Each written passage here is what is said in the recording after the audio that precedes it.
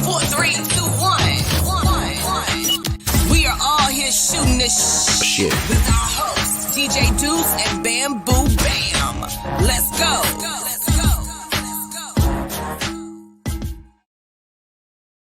What's up? I'm your host, DJ Duss, with my special guest co-host, Brook-Lynn. How you doing, Brook-Lynn? I'm doing great. How are you doing? I'm happy. I see a pretty face today, not Bam's face, and I hope he's listening. You know what I mean? I love Bam, but, sometimes it's nice to have someone else texting me and doing this. Fair. Everything's good with you? Tell me what... I'm doing great. I know we had you on a couple times ago with the girls from Tailgaters, you know what I mean? And you were still doing marketing, right? I'm still doing a little bit of this, little bit of that, and I'm really excited you invited me on today to co-host this episode. Yes. Because we have my personal favorite Ottawa rapper on today, Freddy Printz. He's awesome, and I'm really lucky to be here. I love the fact that you just introduced him, and somehow Freddie disappeared from the backstage. Did you? How did he? Where did he go? He'll be right back. Anyways, Freddy Printz will be. Oh, he's right here. Here he is. Is he coming on? This is what happens when. Oh, there he is. Let's get him, buddy. Freddy, how's it going, brother? I'm chilling. It kicked me out for a second, but I'm back. Yeah, the world of the internet, bro. I'm telling you. Things go. I found with StreamYard, because that's what I use to do the podcast. I find that this thing runs beautiful backstage. You go live and it's like, it's like, what the fuck just happened? What's gonna happen? Just shooting the shit backstage, and then all of a sudden, live, it picked me up. StreamYard's sick of me already. I'm telling you. Let's get right into this, brother. I know where you're from. Can you let the people know where you're born and raised, and a bit of everything about you? For sure.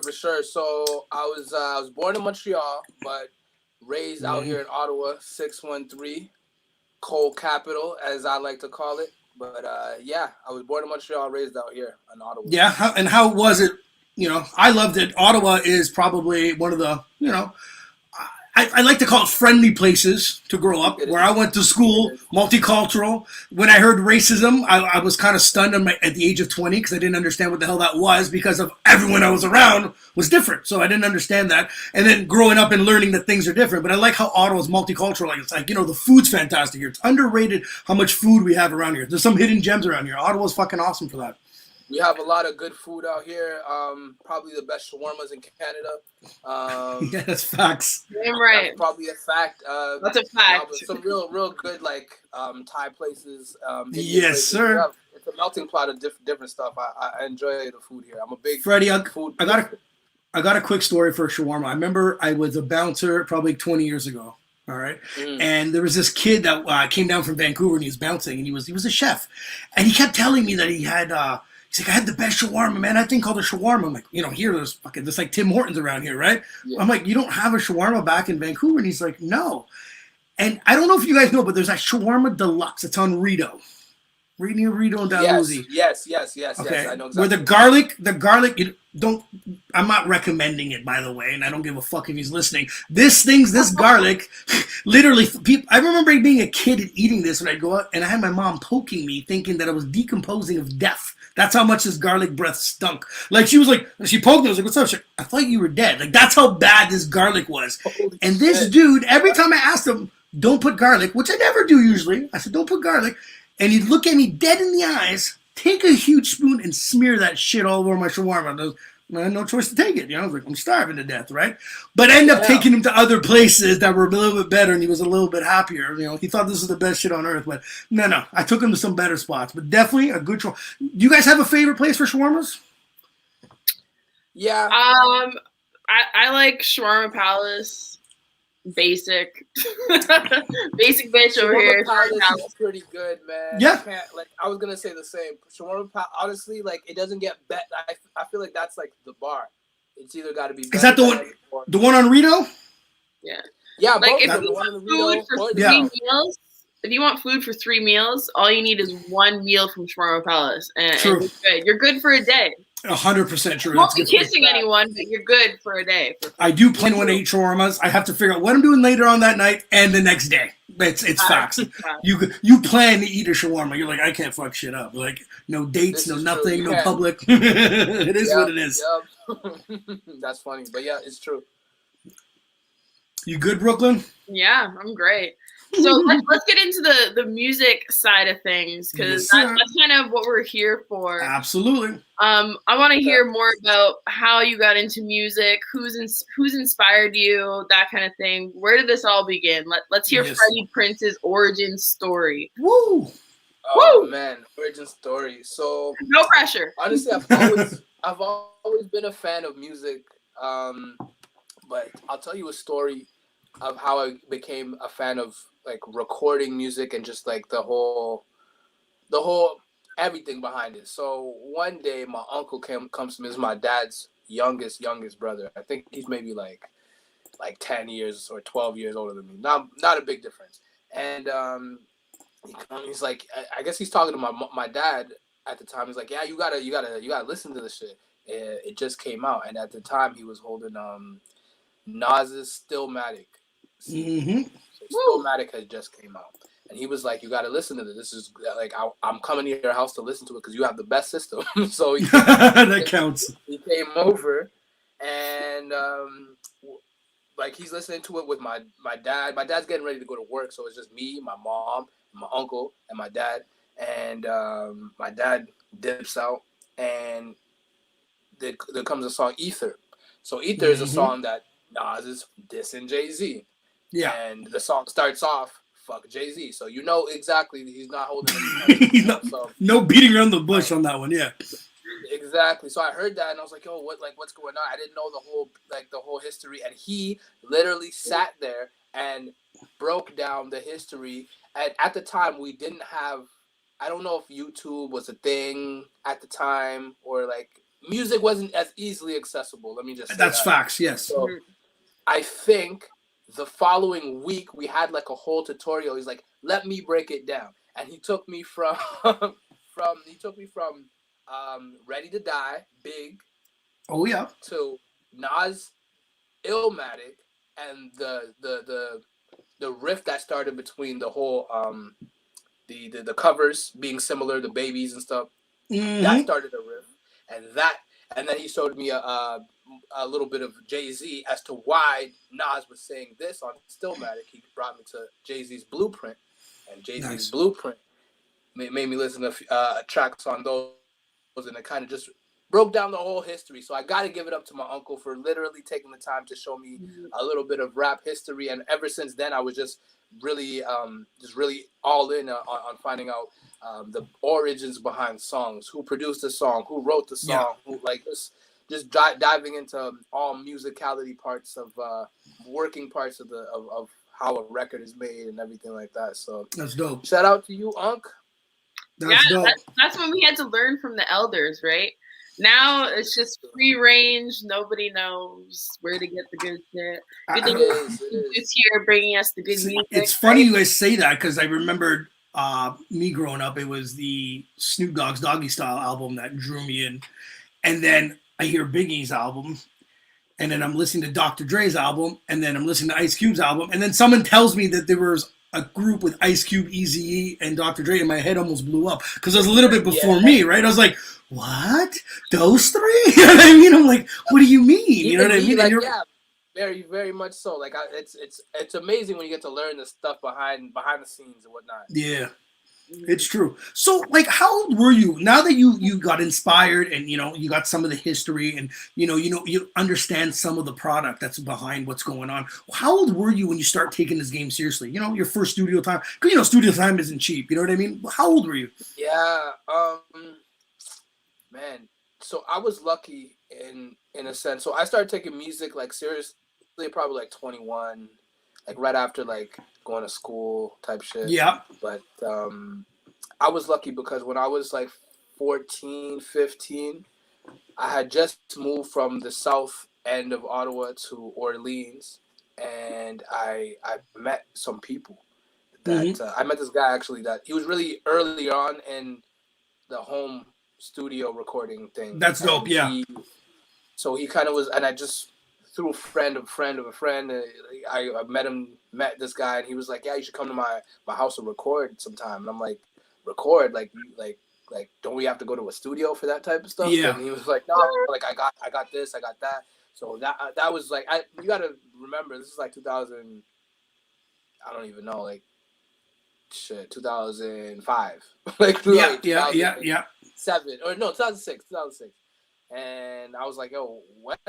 Like, okay, so I went over there, recorded my first song. It was probably bad, but it gave me some experience in just being in that atmosphere. So I got my first taste of it then, and I kind of knew my way around. Okay, like punching in. A lot of people don't know what punching in means, right? So like just learning about that, learning that like I don't have to do something from top to bottom in one try, or like just learning about beats, tempos, things like layers. That. You know? Exactly. Yeah. That person kind of just taught me the ins and outs of recording itself. And then when I was about 20, 21, 22, that age range, is when I wanted to record my first demo CD. Because I think as growing up high school, like I was the quiet guy. Like I didn't really, and it's not that I was shy. I only spoke if I had something to say. You know what I mean? So, the opposite of me. Trust me, it's good. Trust me. Yeah. So I wasn't just out here talking for no reason. So a lot of the times, like a lot of people were like, "Yo, like you make music, like about what?" Like, and then I think a lot of people ended up using or listening to the music to kind of get an insight to like who I am, because I don't really talk about myself or whatever it is. You know, I was just a quiet guy overall. So I think the music kind of helped as an outlet. To be honest, it's therapeutic for me. So yeah, you find it helped you break out of your shell a little bit. A little bit, not so much of my shell. I think that like depending on where you are in my life or just what time we happen to just cross paths, I think it's more of a like an artist and an artist persona. Like they're always giving you the best version of themselves or whatever the case may be. That's right. You would have to know me to get any version of me. So I think this is kind of just I like that platform to kind of just be like, yo, I'm interested in how this person thinks, or I'm interested in what this person has to say, and then from there you kind of listen to my music. There's some people that I've never met them, but they've listened to my music. They know that I grew up Adventist. They know I grew up with my mom's mainly around. They know like there's certain things that I put in music that like if you don't know me, you'll know certain things about me because you listen to the music. You know. Yeah, for sure. So if I'm already a fan of the music, but for those of us on here who haven't really heard your stuff yet, what song or what era in your music career would you direct them towards straight after this podcast, of course? Yeah. Okay. So if they're a visual person, I'll tell them to go to YouTube and check out this song called CPT. It stands for Colored People Time. So nice. Doesn't matter when you get to it, it'll be there. But yeah, that's for Colored People Time. It's kind of a song that was made just from a life experience. Like I dated some girl. Her mom had thought that like I was cool for right now, but like it can't be anything serious because like I was not the right complexion for perfection. You feel me? And what I found is that like it was weird because she was black, so I was like, yo, what the fuck? what? So yeah, I can't. Yeah, it's a real deal song, you know. Obviously like names and people are switched around or whatever, but like a lot of my songs are based off of actual experience that I've gone through like firsthand or like secondhand, sometimes third hand, but like rarely, you know. A lot of times it's just some stuff we're going through. But if you're just about the music, don't have YouTube, don't care, driving around, whatever, pop that Cold Capital project. I feel like that's my first project. That's my baby, you know. That's dope. Yeah, the Cold Capital project is probably something you could pop in and just ride around. That's cool. I second that. That's cool. So we talked about your first track recording was at your friend's. Now, what was the experience? Like, I want to know the experience because you always record. You might think it might be trash now, but how was it at that moment when you actually got it on CD or MP3 and you got to listen to it on your, your own sound system or iPod, etc.? How was that experience, man? Jeez. I think listening back to it, I made myself like it because I was like, oh yeah, this is dope. But like, all things considered, I'm sure it was trash. But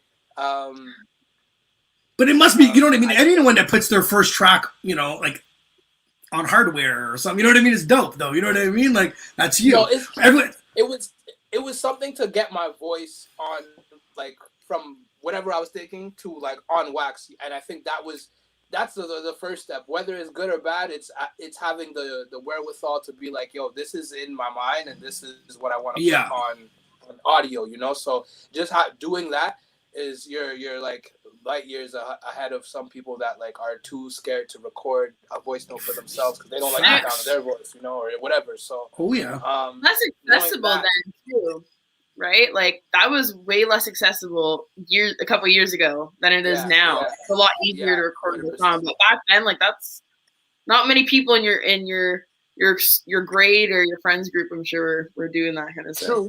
True. Like it was a thing. Like it wasn't like that popular because not everybody could do it. I guess, right? Like you'd have to know someone that knew someone, or go to a studio, or have a family member in music, or whatever.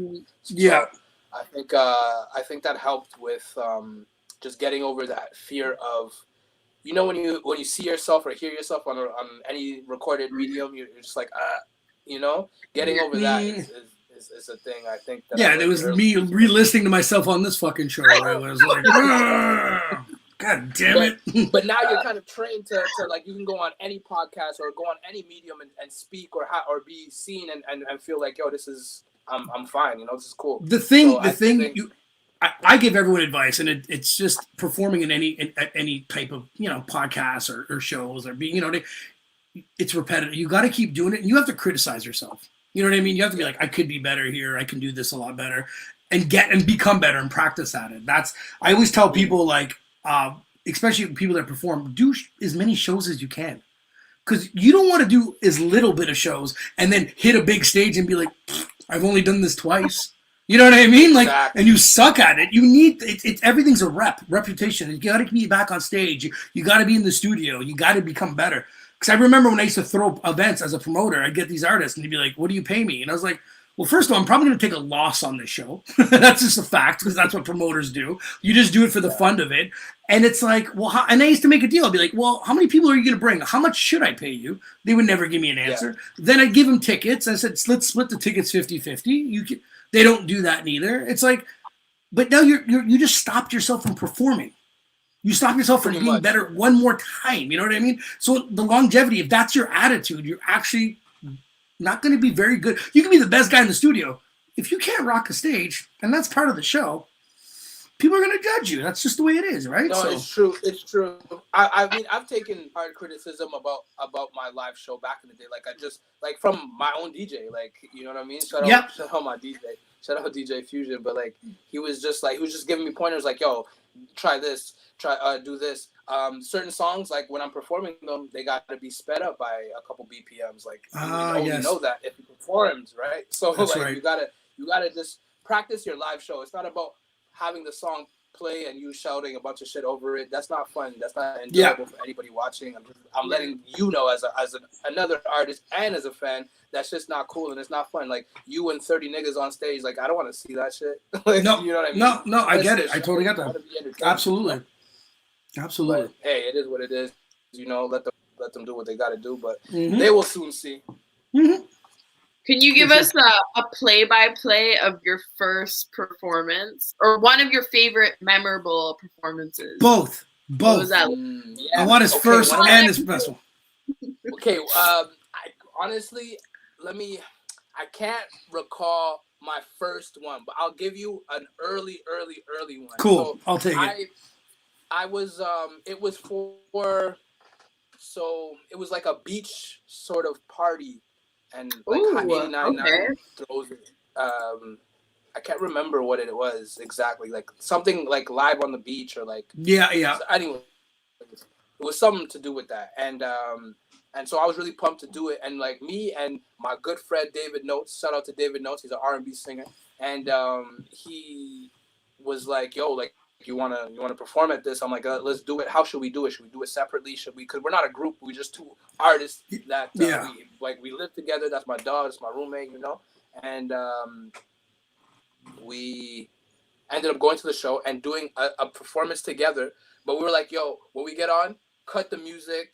We don't want no music." We were on some like super militant shit, and I don't know why we thought this way at the time, but we're like, yo, what's gonna connect is everyone's gonna be playing music and dancing around, whatever. We're gonna come and we're gonna make them listen to us. And then I came and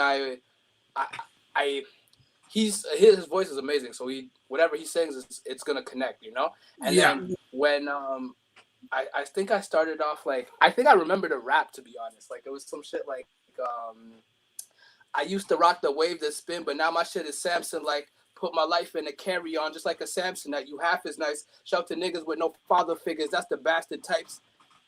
Embellish the lavish life. Some shit like that. Anyways, it was something where people were like, and then more of the crowd came closer to the front. I thought it was gonna be an epic fail because everything was like music, dancing, kind of, you know. And we came on some militant shit, and it worked. It worked. Surprisingly enough, it worked, and it was cool. So that was like one of my first performances, and you know, shout to Dave for actually coming up with that whole creative idea and just doing that, because I wouldn't have. And it shout out David. The second one, another one that was dope. Again, I did it with Dave again. It was we opened for Pusha T when he came. Yeah, that was a really dope performance. I wish I could remember more. Where was the venue? Because man, I was off the henny, but there is a video somewhere. I don't know. There's a video, but I was off the henny, man. I'm not gonna lie to you, and it was good though. It was a good show. It was a great show. I mean, I got lit after the fact. I'm always in the shows, getting ready, you know. But yeah, that one was a good show because another one. So it was 3 of us. I had another one of my roommates. Shout out my boy Rich. He's an artist. Like he's a visual artist. He draws, paints, and all that. So as I was performing, and David was there as well too. But as I was performing, he was painting a picture of Pusha T, and he was able to give it to him after the show. And he actually kept that shit for a bit. So that was really dope. Jesus. So those are 2 like memorable dope, performances that we did that I remember like vividly. That's pretty fucking memorable. A little bit, huh? Jesus Christ. That's awesome, man. What happened? I did another show. No. I was watching a show and and Big Crit with my girl. I was about that. Freddie, you sound like a robot. Does he sound like a robot to you, Brook-Lynn? Pause a little bit. A little froze. Little froze. Little froze. The cold capital king is frozen. Oh no. Hold on a sec. He popped up another one. Let's see if this works. Pusha T. Jesus, I love these stories though. A little bit memorable. I know, right? A little. Just a bit. Sorry, I don't know what happened. Yeah, it should just kicked off. But yeah. Sorry about that. Don't be sorry, bro. Shit happens, man. So that's probably the quickest we've ever fixed anything. I was thinking that would have taken people like 10 minutes, a phone call to Rogers. You're good. I just know in the States. Here, tech service, baby. In the States, I hate dealing with anyone that has AT&T. Never works. Oh. Never works. Never I hear works. People that have AT&T don't even like dealing with AT&T. So no, I remember listening to an old podcast and some guy was dissing AT&T like back in 2007. Like I was like, Jesus Christ! Like they're still shit. And the joke is when everyone's like, are you on AT&T? You know, so it's pretty funny. Yeah.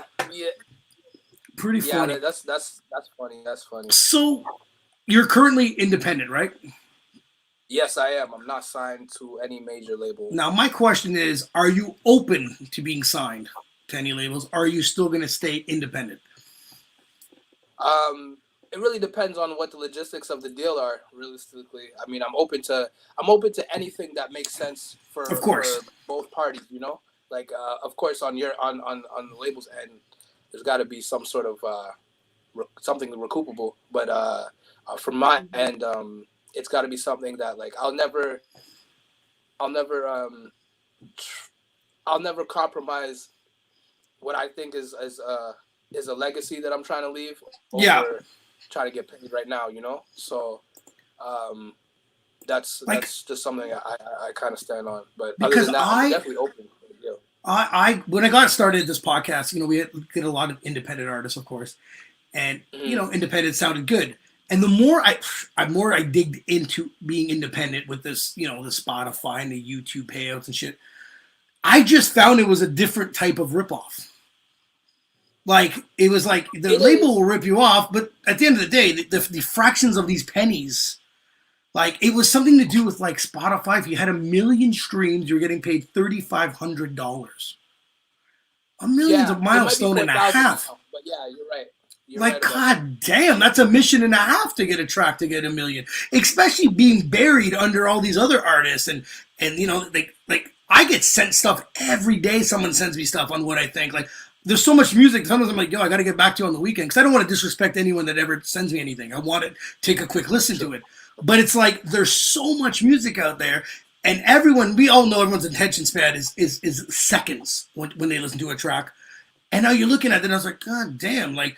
So when I was talking to someone else, and someone else brought up the fact that, you know, if at least when you go get, I know, don't get me wrong, we've all heard the horror stories of the record label, you know, ripping every artist off.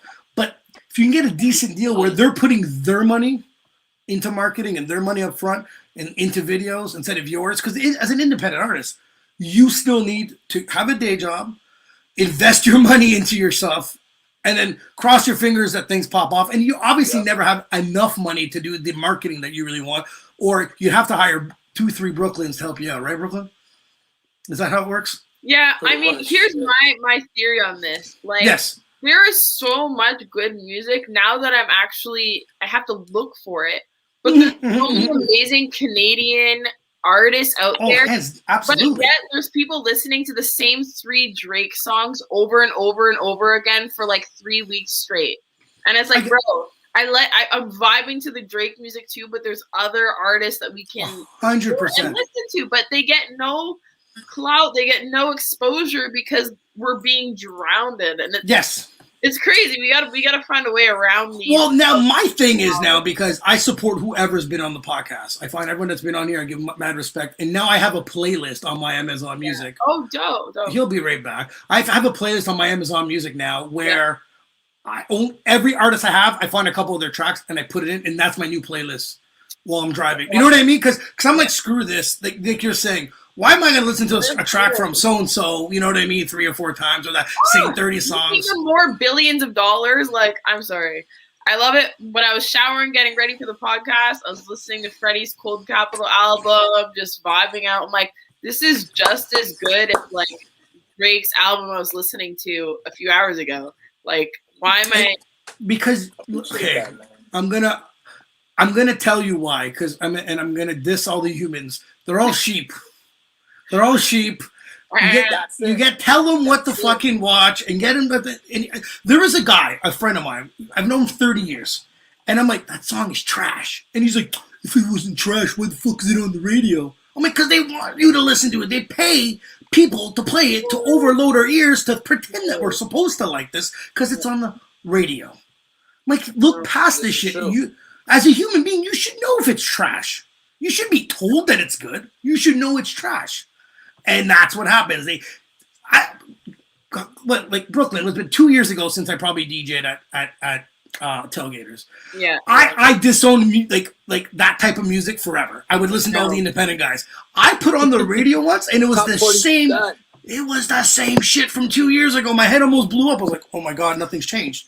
because they're forcing it down your throat. Okay, but these are the same people who are like, oh my gosh, there's no good music. Can someone comment on my status? I'm looking for some new gym music. And I'm like, bro, like, did you even look? Aside from the radio, have you looked for other Absolutely. And the best thing about this podcast was meeting and listening to some of the great new stuff that's out there. And I was just telling Brook-Lynn that my new playlist now is every artist that I interview, I get them on there because I enjoy it. You're 100% right. The stuff is just as good. There's some people that are just maybe even more talented and just don't even get the recognition of what's going on. And it drives me nuts. You know what I mean? I know there is you know what I mean. It's just we can go on for hours about this shit, but that's a whole nother podcast. New podcast. Join us next week for ranting. Yeah, for the sheeps. We're coming to get you, sheeps. But you're absolutely right about the sheeps, though. When it comes to basically that's what playlists are, the new radio. Yeah, they kind of circulate around the same songs. Sometimes you'll be lucky and you'll have a person like yourself or a person like Brook-Lynn that's actively searching for new music and not being told what to listen to. Mm-hmm. So you'll have that, but I mean, it's rare. It's rare. A lot of people are just passive listeners, right? So whatever you say is hot, I'm going to listen to. So 100%. You're not really looking for good music. So there are a few people that are like that. Like I find more like when I was like in high school, there was more people digging through the crates, not actually maybe through the crates because it's still MP3s, but like LimeWire, stuff like that. Like I remember fucking up my computer. I've never stole music in my life. You know, because I wanted to get exclusive tracks. You know what I mean? So the remixes, the exclusives. I remember exactly. Yep. So it's just a different time that we're living in. No one's trying to innovate and break new artists. We're just trying to be the first to hear the same artist, you know? Can I say one thing, Freddie? Out of all of my Instagram followers, you are the one who's always shouting out new music, local artists, even those that are like other people deem your competition. You're shouting them out, supporting them. And I respect that a lot about you. I got a question. I'm happy you brought up the word competition. Why do people look at another artist as competition? I don't know. Well, the way I see it, because I've been in that situation where I felt like I was, quote unquote, somebody else's competition. They were never my competition, because as soon as you see me as competition, you're out of like even in my focal. Like as soon as you see me as competition, you lost already. You know what I'm saying? I just think I'm like I only compete with myself, really and truly. Of course, outdo myself. So but wouldn't it be cool to team up with someone that's good, like someone that has a different flow, a different voice? Like, you wanna have the best music out there, so I'd only holler at people that I think are dope. I don't think your competition, because there's no way that you could ever do what I do, and there's no way that I would want to do what you do. So it's never competition. It's just collaboration, and you're bringing 100%. Whatever element you bring, and I'm bringing whatever element that I bring, and we collaborate. Yes. But competition, like I never see it as competition. You actually lost as soon as you see me as competition, because I know that. And you're trying to fight to get to something, and I'm never thinking about. Absolutely. You know what I mean? Absolutely. I just found people should be more focused on their own stuff than actually competing. You know what I mean? You're right. They need to set their own bars. Whoever's competing has their own little issue. And you know what? If it has to be you that they have to compete against, and you're the one raising the bar, fuck it. Congratulations. You know what I mean? That's their problem, not yours. Exactly. I never looked at it as a bad thing. I just look at it as like more people making good music only equals to a better music scene. But outside of that, like I'm not really looking to compete with nobody. And like, to be quite frank, there's nobody that can compete with me. Like, what are we talking that's about? good, man. Look, that's exactly it. I totally agree. Yeah, think of your two favorite artists from the same genre. Would you want to choose between one or the other? No, you want both. No. There's enough hours in my day to listen to all the music. Yes. I don't need to choose Freddie or exactly. Great rapper here. I can listen to both of y'all. Yeah, no, exactly. Like it's a collaborative, and music is best made in collaboration. Like I found anyways. Like when I've collaborated with artists, like I'm looking to make the best song. Period. Like if you're someone that's like I make songs with, like I don't look at you as competition. I look at you as a dope artist that I want to collaborate. Of course, with. that's the way I would look at it. Absolutely. I don't know. I don't know. It's been like that. It's been like that even like when I owned my own studio. I remember like everyone would just bash everybody. And if they all got together and threw one show, it'd be the sickest show. But they just refused. It's true, but it's you know what it is. Like as I've gotten older, I just chalk it up to insecurity. Like that's how you feel. Cool. That's good. Like I just keep it pushing. I hear them and I'm like, oh, okay, I know what they're going through, but it doesn't concern me. So goodbye. Very true. Very true. True. Yeah. So who are some of the current producers you're working with right now, brother? So current producers, so shout out to Austin Mark. He's a frequent collaborator. There's a whole bunch of different songs I have that's produced by him. He's not local. He's out in New York. But he's a dope producer. Someone that's local. There's a producer named Chank's Daddy. He's also pretty well known in the Ottawa scene. He's a really dope producer. He produced a song called Nefarious, and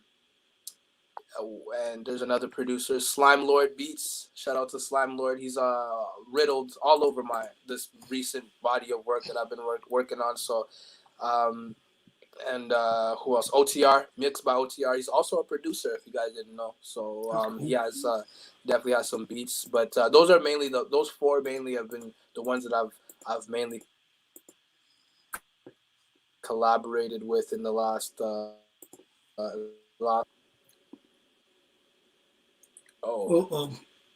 interesting.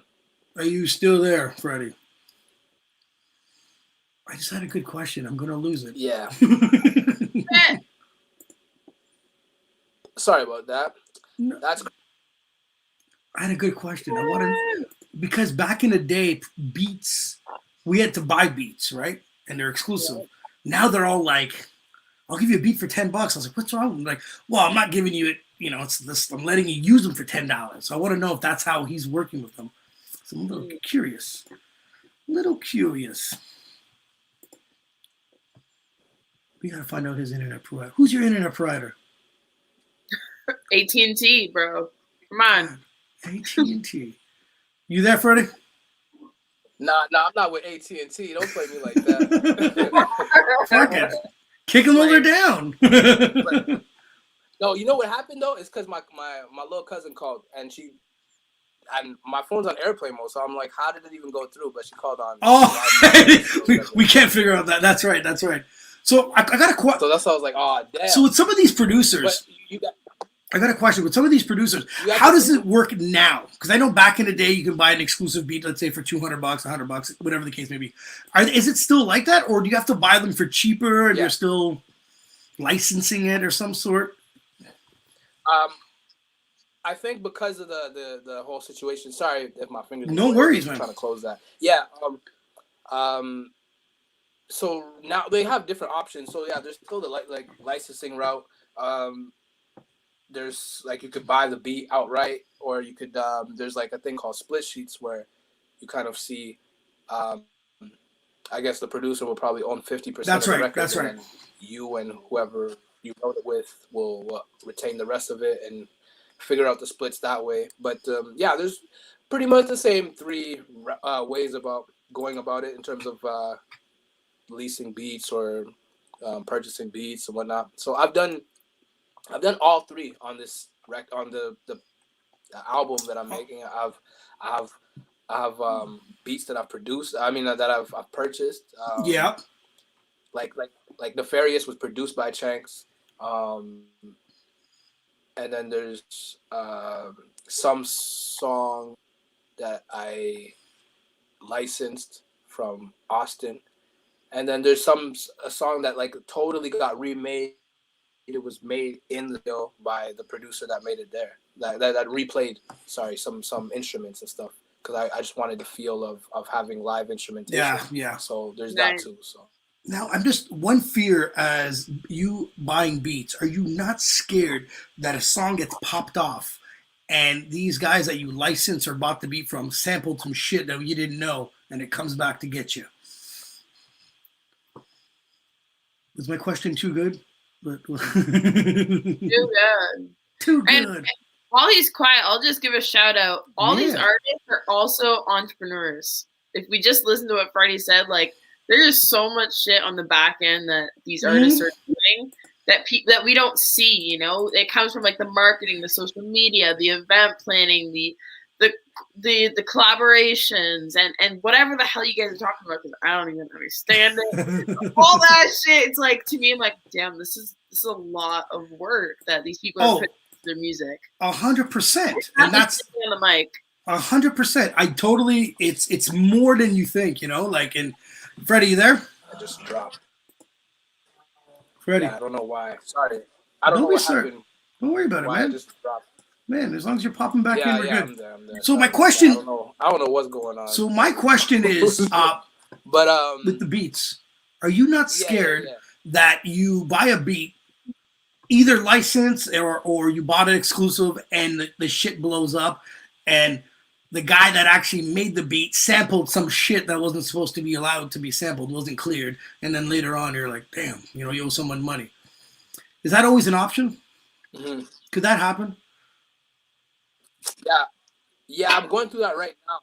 So like I'm in talks with a lawyer right now where like there's a song, it's not out yet, but I know that the producer sampled something and I really would like the song, so we're just looking at avenues to have that sample cleared. Jesus.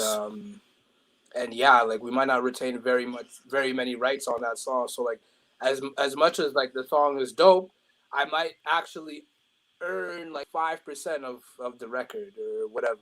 You know what I mean? Yeah. Depending on how that turns out. So yeah. Yeah, that shit can get scary. It's kind of whack, but it is. Best luck to that. Gotta follow the rules. I would handle it a little bit different. I would punch the dude in the mouth, but I mean, that's just me. The lawyer was the route to go. That's the route to go. Oh, yes, definitely. So, I mean, I know you're passionate about music and this industry. It's either that or call up some of my friends, but no. So what would be the one thing you would change about this industry? I know it sounds to the people on the outside, it's glamorous. It's like, wow, it's fun. It's making music with your friends. But like, we both know there's some shit that you would want to change. Can you tell us what that would be? Maybe just one thing. Are we getting delayed? Tell us maybe like say, I wish that the talent would equal to the popularity, because popularity isn't a one size fits all thing. It kind of just goes with what's in current trend or whatever, right? But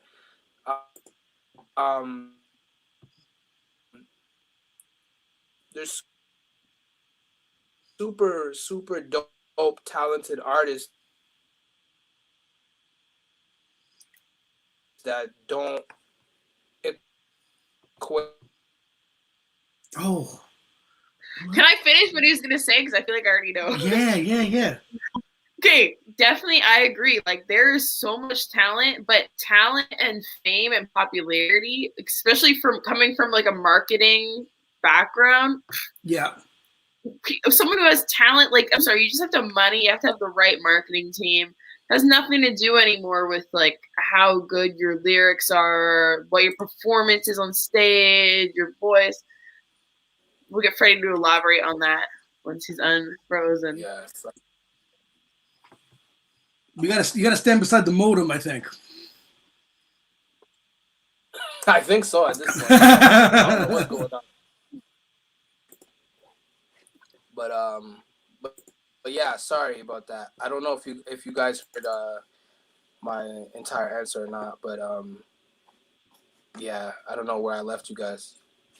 Brook-Lynn, it felt like she took over. She's like, I know what he's saying. I basically took over. I pretty much finished your thought because I feel like I knew what you were gonna say. But you can re-answer quickly in case I miss something.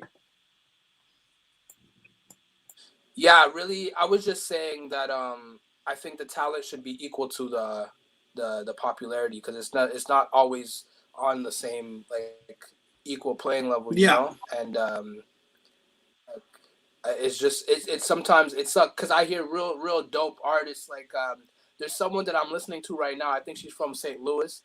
Her name is like D Gotti, and I heard her music on a TV show, you know. And then when I go and like search through her shit, she only has like not only, but she has a couple thousand like followers and streams or whatever. But I'm like, this is someone that like should be celebrated. I don't know why people don't, you know what I mean? So it's just things like that. Even artists like Rhapsody, like she's probably the best. True. One of the best rappers, period. Female, male, it doesn't matter. She's probably like this top 25, period, right now. Yeah. And people don't mention her. Why not? I don't know if they're shook. I don't know what it is, but it might be, man. Yeah, it might be. Definitely. You know, if I'm shook of someone, do I not mention them? You know what I mean? Is instead of like bigging them up, it's just like, yeah, let's just leave them there. You know what I mean? People could be shook. But then it makes me look at it makes me look at you like, what? Like, bro, of course. Like, do you want the best, like top tier shit, or do you just want to be the best of the whatevers? You know what I mean? I don't know, man. There's something that needs to change for sure. That exactly is it. We need to find the solution of it. You know what I mean? How to change that aspect of it. We are the solution. People want to be eco-friendly and all this shit. Start being music artist friendly. Yeah, you're right. Maybe I'm right. like rate pushing high, but like that's a small thing we can do here. I absolutely agree. So now, what separates you from every other artist out there?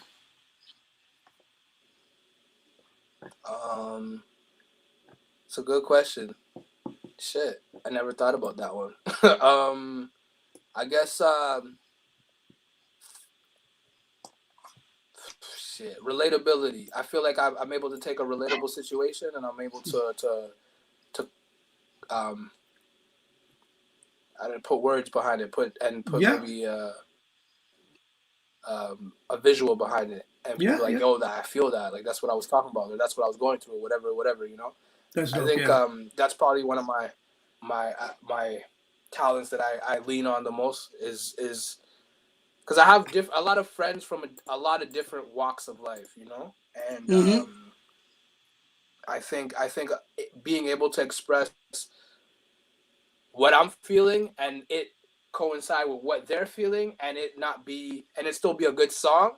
That's right. Is hard to do. So I think that's probably what sets me apart is relatability, and then the fact that like that same relatable scenario could be also a good song potentially. Yeah, can I share my favorite part about your music as a fan? Sure. Okay, I love the balance of the beat, the actual music.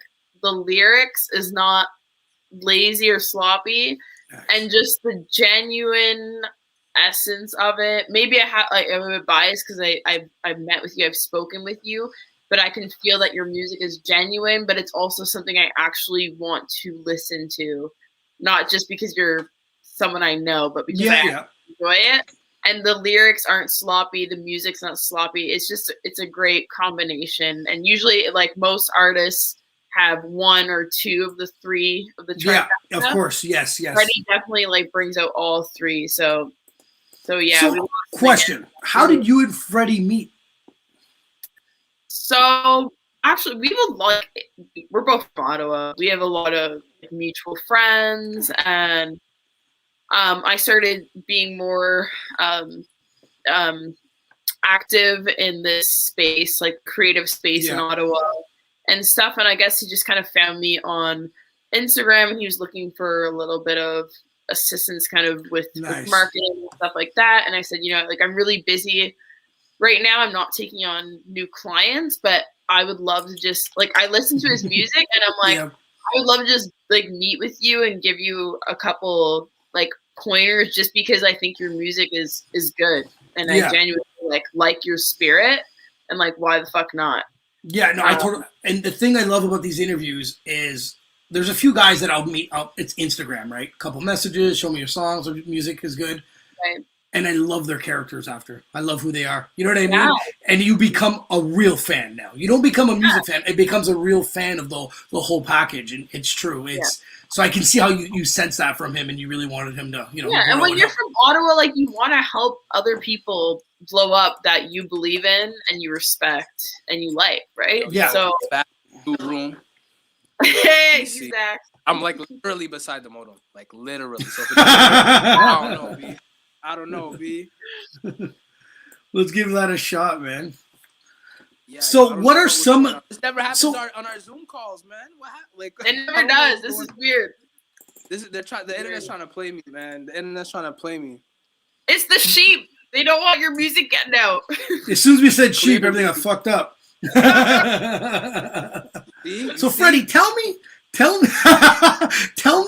what's the biggest struggle for you as an artist today?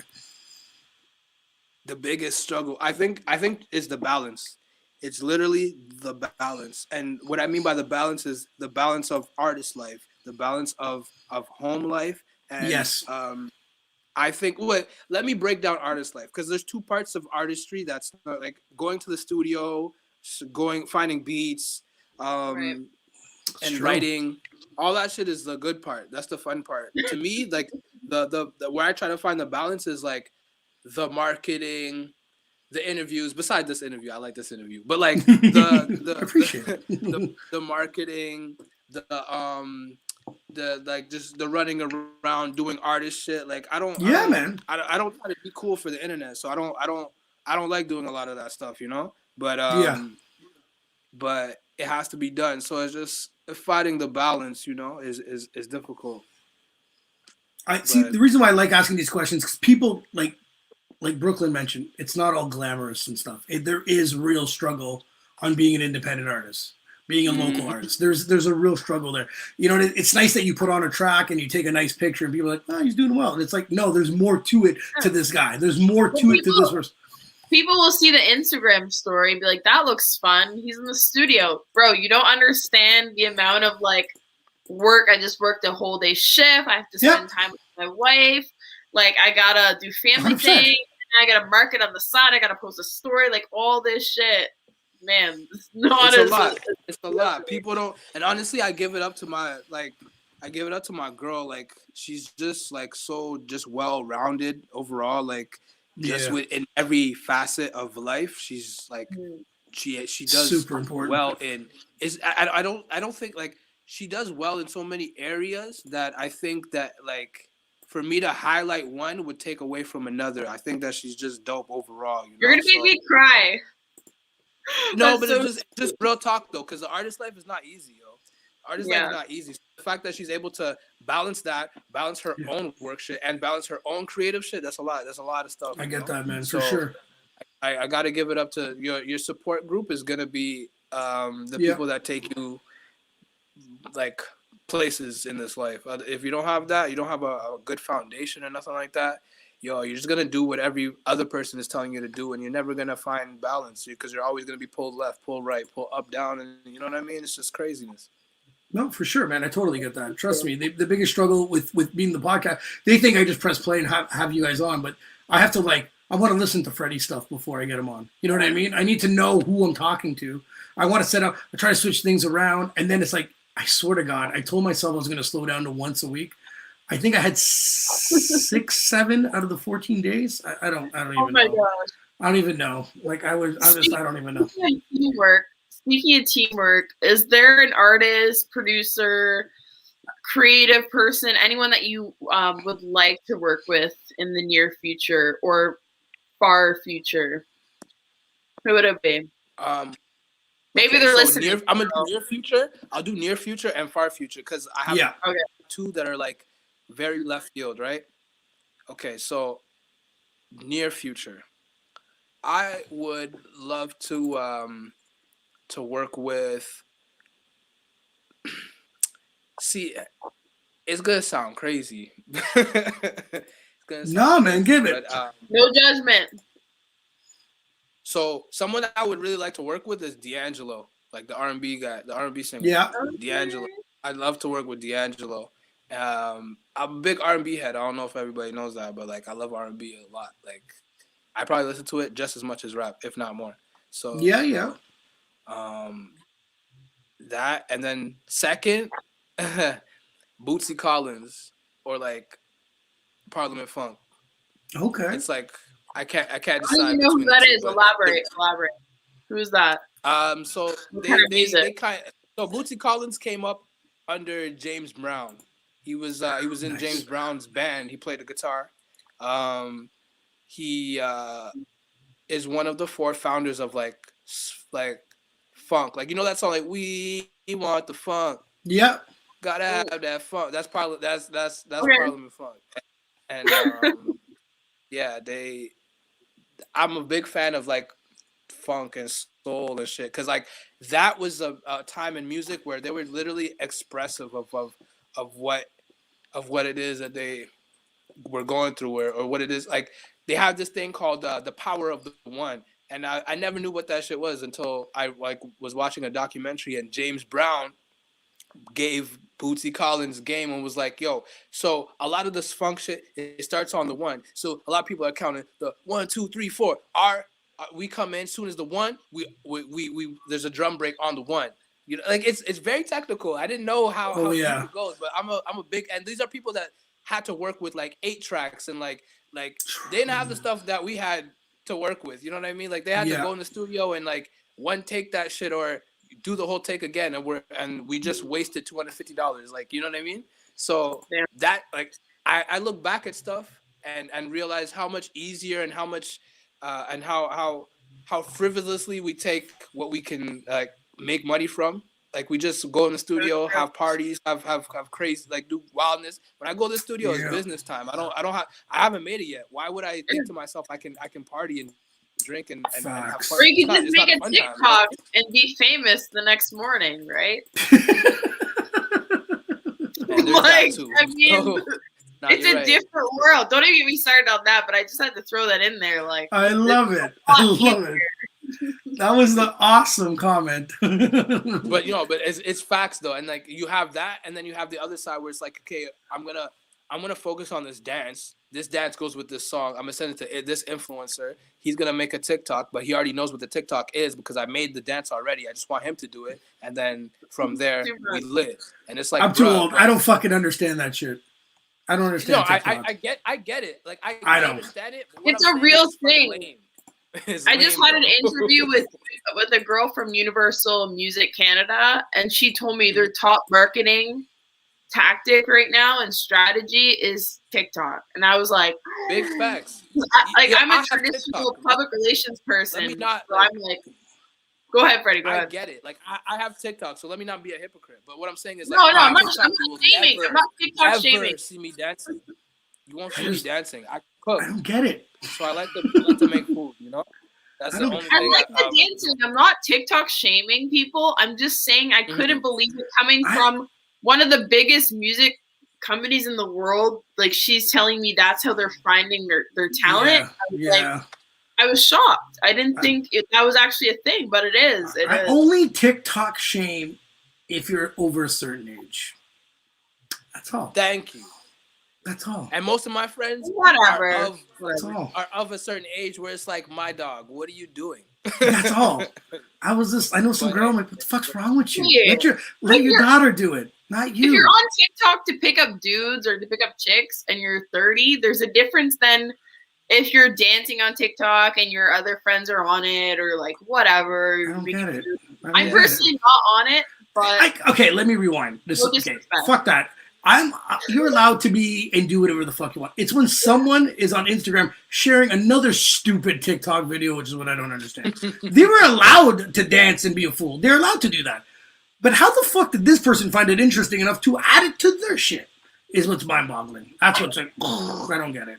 I don't get it. I know I'm getting old, Brook-Lynn. I know I'm getting old. It's a circle. It's like it's a weird circle of things. We need to open the clothes back up. DJ Duss is getting. No, I'm retired. I'm a professional partier now. I'm not a DJ no more. And that's it. There's going to be no live podcasts or what? Yeah, of course there'll be live podcasts. We already got all the equipment ready. We're doing it. That's gonna be fun because I need a do-over, man. My internet was trying to play me. Yeah, of course we're gonna do it over, man. We'll do live one. Man. We'll do a live one at the cottage. Yes. Oh. You can get all the footage. The software's out. Like we got the editing stuff. Like this stuff is keeping us in the loop, meeting people. But like the real thing, what we wanted to do with this isn't technically that. This is nice to reach out. Like we shouldn't be doing this here. Come on, we all live in the same fucking city. You know, this is no excuse, right? But I mean, like, if I have to reach out to someone else, I had someone from Australia, I had, someone from, I get it, I got to do this. But I mean, realistically, there's going to be more, live shit with people and, and microphones and not this internet stuff. I love podcasts, though. I love, like, you guys know, I love meeting in person. But I love podcasts, to be honest. I love listening to them. Yeah. I, like, do my dishes and, like, listen to podcasts. Yeah, they're nice. They're good, good to fill the. Oh no! The void. Time with. Don't move your phone. Like especially when washing the dishes. Or, you know what I mean. See. Hello? Yeah, no, you're right. You're there. Don't move your phone. Oh, my fault. It's because it fell. It fell. Oh, see. Yeah, no, I use it. Music. If I'm bored of music after a while, I have a couple of podcasts downloaded on my phone. That I listen to while I'm driving in the truck for work. It's cool. Yeah, I get that. But I do like there's other the things that we want to do with this. Me and Bam, there's a lot more to it. This has been keeping us consistently. You know what I mean? We've been meeting people. It's been great. But we have other ideas. We're never going to leave this format. But we still have other stuff that we definitely want to do with it. So, Freddie. As long as you could add to the. Oh yeah. The reason why we wanted to call it shooting the shit, it's not like it's the most creative fucking thing we've came up with. It was because we didn't want to be labeled as one thing. When I hear someone say, the so-and-so podcast, I'm like, oh, you're only going to talk about sports. Damn, that sucks. You know what I mean? Like, I don't want to be labeled as one thing. I want to have a comedian one time, an actress. You know what I mean? I don't care. Like, we had, like I said, we had a cop on here. We had a comedian. Like, we have all sorts. That's the thing. It's we're going to shoot the shit, find out more about them, and discuss, and sometimes, debate. But that's what we want to be called. Don't limit your audience, because I can listen to one of your podcasts with, like a traditional fighter or like whatever. I'll just click on a random one and I don't watch that. Like I'm not a sports person, but I end up enjoying it and it's entertaining and I appreciate it. Yeah, exactly. I think it's the best way to go.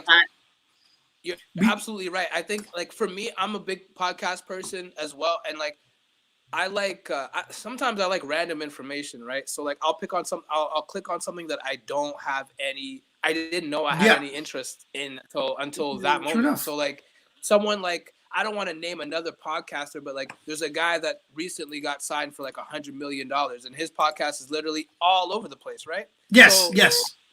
So those are the things and I tune into his podcast where they have the little clips on YouTube and whatnot. I tune into that podcast here and there, and I'll get a 10 or 12 minute little soundbite about this guy that was on there for an hour talking about anything, aliens sometimes. Like a professional actor that can tell you about stories about it's how true. He almost got trapped in an underground tunnel and stuff like that. You know what I mean? I don't like reading, so for me, I'm not a big reading fan. Whatever, shame me all you want. So for me, getting my information through podcasts or audiobooks, love it. I love it because I'm not going to sit down and read. I just don't have that neither time am I. or the attention span. I don't have neither am I. So that's where I get it. I totally, I'm the exact same way. Podcasts are awesome, man. Podcasts are awesome. It was actually Alex, his DJ went up. He was the one that he's been commenting tonight. He's the one that pretty much made me do this. He's like, you need your own podcast. I was like, I don't know how to fucking go about this shit. And I was like, dude, I don't even know how to hook this stuff up. And it started off with being audio for, I don't know how many episodes, maybe 20. And then we moved on to StreamYard. And then it was then I had this thing called I don't know, you probably know from the studios, the home studio. I had a Scarlett they plugged my mic into, and it would make me freeze. Oh my God, losing my mind. And then Alex and his wife actually bought me this Zoom L8 with the fucking mixer board. And, people can call in now. There's Alex there. It was I came to their house, here you go. I can't watch you freeze anymore. And I was like, The fuck?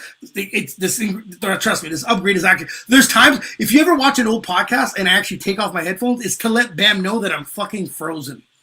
And it was this Scarlet that just froze. It drove me nuts, man. It would sometimes unfreeze or to have to restart. But since I got this one, it's been fantastic, and I can't complain. One time, one guy on whatever Snap Dibs is on AT&T, and shit was fucking up. I told him to call in, and we just did the interview over the phone. You know what I mean? It was straight through here, so it ended up working out. We have different ways people can call in. It's fun. It's fun. This thing actually made the podcast that much better. It's that much better. Big shout out to Alex, man. You made the podcast. Come on. Yes, legit. yes. All the comments now, Alex, you're real one. Alex, you would have probably saw a Scarlet smash live on Shooting the Shit podcast. I don't want to dog Scarlet because I heard they were a really great brand, but it didn't work out for me. They fucked me every podcast. But anyways, Freddie, artist-wise, I want your top 5. Any, and it could be hip hop and R&B. It's yours. It's yours. It's your list. Okay. So I'll go with Michael Jackson. Nice. I'll go with Mr. Nasir Jones. I like where you're going. I'll go with James Brown. That's 3. I'll go with Jigga Man, Jay-Z. Mm-hmm. And lastly, sheesh, I'll go with. Damn, he's gonna call me. He's gonna send me a message in an hour saying, "I should have put so and so in there." I know, right? I get that all the time. Let's go with Bootsy. Okay. Let's go with Bootsy. I think that's a good. Damn, I ain't mentioned Big though. Dude, you know what? It would have been different if it would have been 5 of hip hop or rap. You know what I mean? Yeah. It's harder. Right. It's harder when you say 5. Because you're bouncing from different eras and different types of music, right? So trust me, Big would be Big up there. in there instead of Jay-Z, and then instead of Jay-Z, okay. I'll go Big, and then everything else is the same. So it's a lot of Michael Jackson, Nas, James Brown, Biggie. Mm-hmm. Like, you know what I mean? No, I like that. And I feel all of those things, like all of those artists. You see it. I can feel it in their different songs. I can feel like different people. They're actual inspirations of mine. Like the flow, like sure. Biggie's flow is unmatched. Nas's social commentary is unmatched. True. Bootsy Collins, like just soul of music, unmatched. James Brown, like, do I need to say more? James Brown, did you know that he's the most sampled artist? Yep. His band is actually the most sampled in the hip hop industry. So, and I get it, dude. There's no James Brown track that you can't put on that you don't feel. You just want to get up and move immediately. It's that energy's through the roof. It's next to none. Like, I absolutely agree with that. So, Freddie. I implore other artists to go back in time and just listen to music before you, because nothing's changed under the sun. So you got to go back. I like that. Do you find it's fine because it's funny that you said that, because talking to you, I know you did. Your uncle helped you educate a bit on hip hop, but you went further than that. Do you find that is a lack of, I don't want to say respect, but a lack of knowledge, I should use, that people don't go further back? Because there's, you know what I mean? There's stuff out there. There's classics. You talk to some guys and they're like, they don't even know people from 8 years ago. They're like, people study to be a doctor. People study to be a lawyer. People study to be a teacher. What's the difference, right? It makes sense. You should study to be an artist. Like 100%. Absolutely right. 100%. But it's also an air of arrogance. It's like you come in and you start making music and you don't think anything came before you. Nothing came before you. You sure about that? Yeah, man. Shit, that's what I mean. It's because I'm like, so-and-so? And they're like, nah. And I'm like, interesting. You know what I mean? I'm like, what am I supposed to say? Freddie, we usually we have 10 random questions just to get to know you a little bit better. Because I find this podcast, when people get to know you a little bit better, they become a bigger fan. So let's hit you up with the first question. What was your favorite hip-hop album of all time? Man, that's difficult. It's got to be... I can't decide between Stillmatic and Reasonable Doubt, but they both played a good, impactful thing in my life. Like, we'll allow it. I allow it. Okay. I like that. Okay, cool. Dream vacation. Yeah. Dream vacation. For one that's allowed. I was just talking about this, so the dream might come to life, but I would like to go. I'd like to take my lady to Zanzibar Island. Ooh. Okay. How'd you come up with that? We're watching some shit on Tanzania because my girl's from Uganda. So nice. Yeah, I like that. First paycheck, first job ever. Shit. First paycheck. I think I did like a paper route. I was on a paper route. Same. And, I think that probably was my first paycheck. Was probably a paper route, you know. And then my friends was really on that paper route, but yeah, I started out on the flyers, you know, every Sunday. Yeah. The flyers. Yeah. Did you chuck any of the flyers in the bins? 100%. Oh, we had a system like. I knew Ottawa Tech High School. Bye. Ottawa Tech. Yo, I had a whole dumping area, man. Bye. Yo, I had a whole area. I used to stash them shits. Get rid of them quick. You have to time yourself. You're like 3 hours. I'll roll in. Hey, like a little sweaty. Bucket list. Bucket list. Just one. I used to want to skydive. I fucking knew he was. They all say the same thing. But I changed it. Why do you guys all want to kill yourselves? I don't. Okay, go ahead. Sorry, I just panicked there for a little bit. I changed it though. My what's on my bucket list now is to like. It's not too far off though. It's still pretty wild. Is go through a safari. Still in a Jeep and like protected, but like I'd like to do a safari, like a jungle safari. Man, pretty wild. It is wild. Brook-Lynn, no. Brook-Lynn, you're not doing any skydiving because your face kind of gave a. Hell no! I don't even like escalate the ball, holding like all backwards. Well, you know, there's a few things that come to my mind when it comes to skydiving. It's one, I don't want the dude behind me. That's one. And two, if I go solo, I will faint and die because I won't pull the chute. So I'm fucked either way. Yeah. So I'm not. Yeah, no. I'm not doing that. I know you guys are gonna hear me scream like a little girl the whole way down. Even when I land, I'll be still screaming. I don't know. Freddie, give me one word that describes your music style.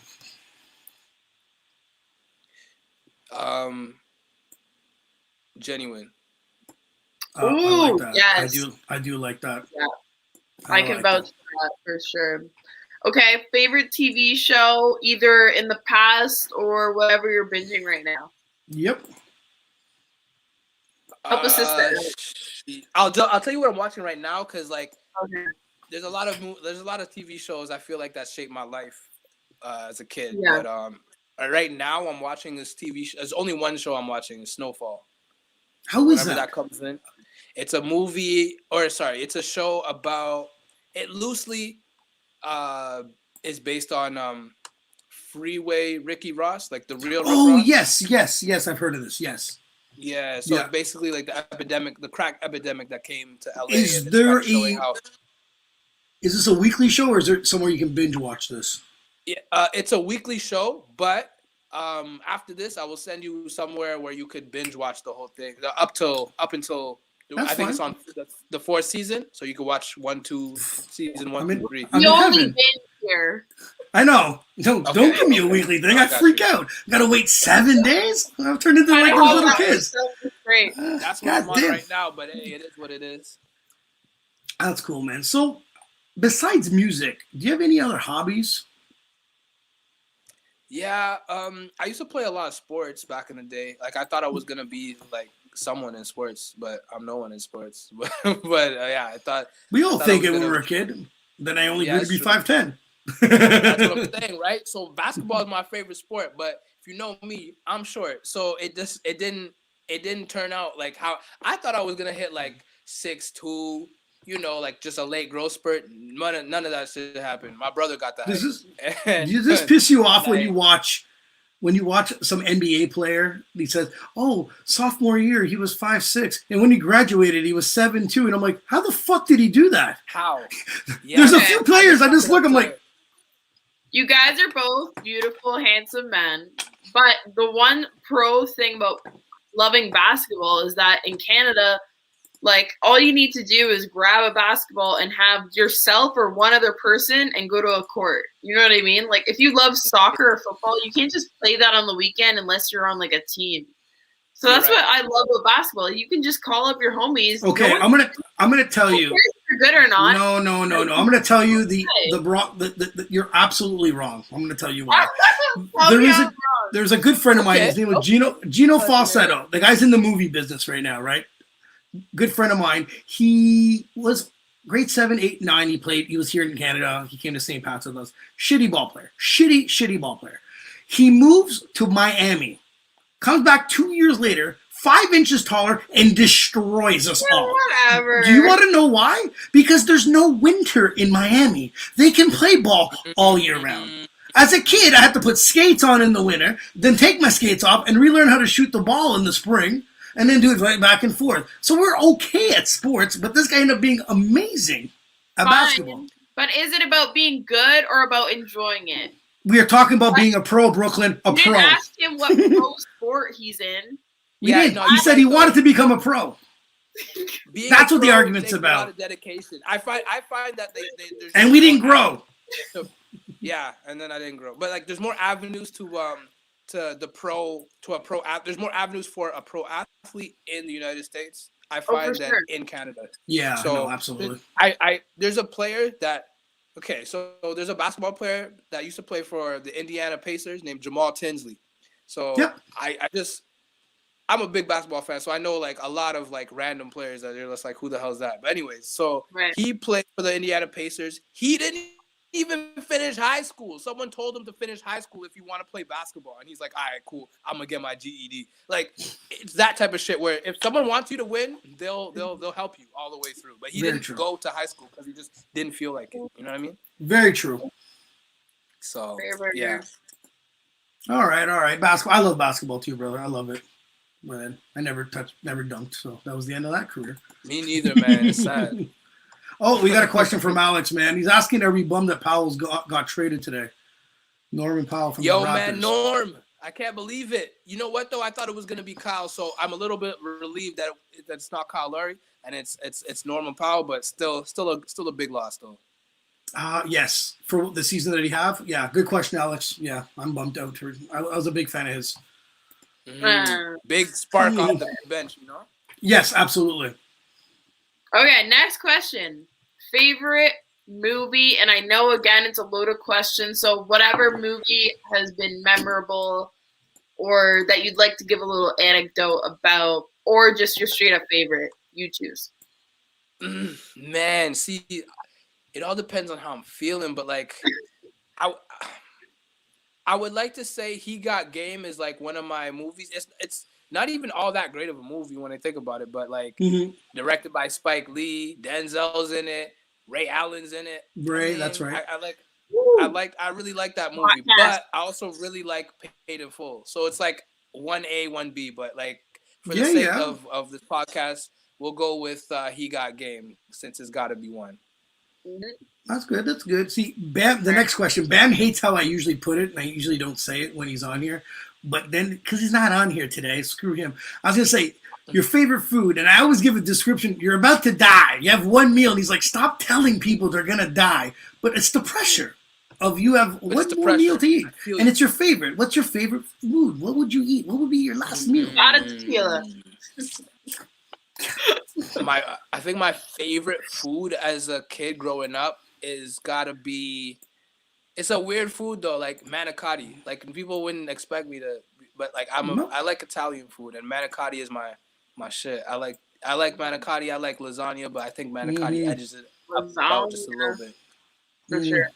I got blessed last weekend. My friend made me homemade lasagna. Brought a tray home this big. Ate it all weekend. Guys, I'm off the carbs right now. I can't even listen to this Italian food. Don't worry. Well, if he's making more, man, keep me in mind, you know? Oh, I'm telling you. Oh, absolutely, bro. We live in the same city. I'll pick it up from that place. I'm coming to yours. Don't worry about it, brother. So good, man. COVID, the COVID, hopefully it comes to an end and all this bullshit can stop and we can go out and breathe without masks and, watch you perform. What's next for you, brother? What's next for me? I have a couple videos that are going to come out with the remainder of this year. I have an album that I've been working on so diligently. Brook-Lynn's been a big help just organizing and putting that together. So like the album, videos, and I think I'm going to take a trip. I think I'm going to take a vacation because I haven't taken one in like 3 going on 4 years now. So it's been a while since I took a vacation. So I think I'm due. And good news. My girl, they're allowing planes to fly to the south now. Okay. Yeah, but you got to quarantine your ass when you get back, and then That's something.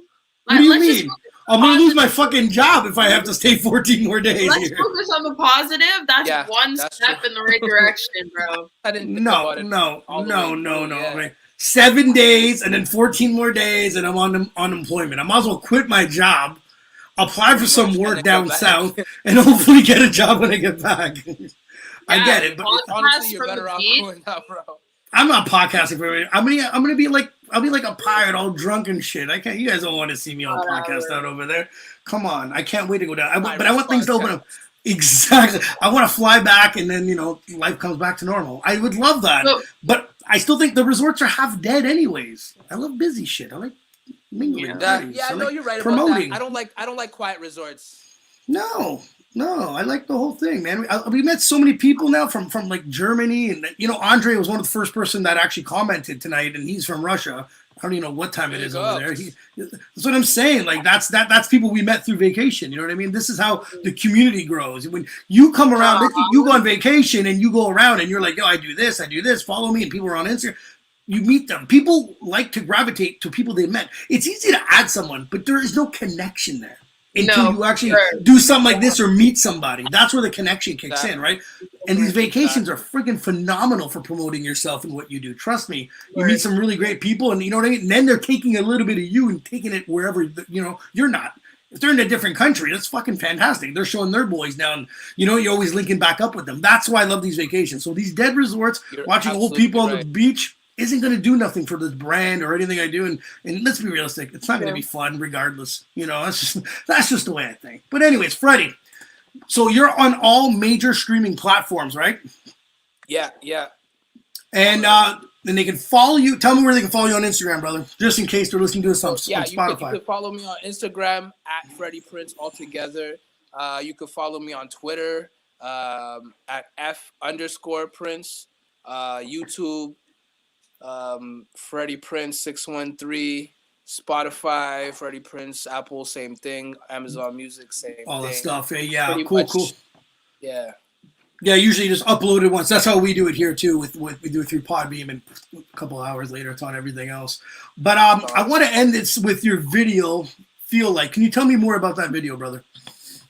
Yeah. So Feel Like it was shot by the homies EK Visions and Solaris Media.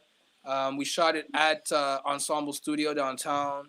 And yeah, it actually just loosely kind of just follows some instances that I've been in, I guess, where, you were talking to someone, you guys aren't rocking so much anymore. And then you guys slowly build up that rapport again. And, she's trying to figure out what you've been up to these past weeks, months, whatever. You're trying to figure out what she's been up to these past weeks, months, whatever. And then it leads to an argument over nothing because you guys haven't seen each other and you guys really don't know what each other's lives are like. So is it fondness or is it toxic? We don't know. So you got to watch the video and find out.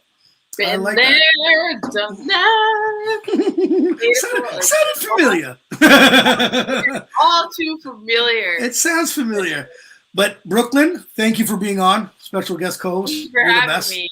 My pleasure. I hope I'm going to be welcome back sometime soon. Of course, man. Trust me, it's easy to hit me up. We could always do this anytime you want, Right. Freddie, man, it's been a blast having you on. Great guy, man. We wish you the best. Thank you for having me, man. This was very fun. We're in the same city, so all three of us will get together eventually sometime soon, bro. And, I'd love to hang out with you guys. Here's your video, brother. Feel like. Peace, guys. Later. Thank you again. Hold it down.